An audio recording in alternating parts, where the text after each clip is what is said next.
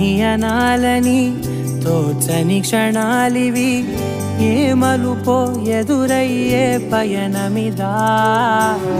ఆమని నువ్వేనని నీ జత చేరాలని, ఏ తలపో మొదలయ్యే మౌనమిదా.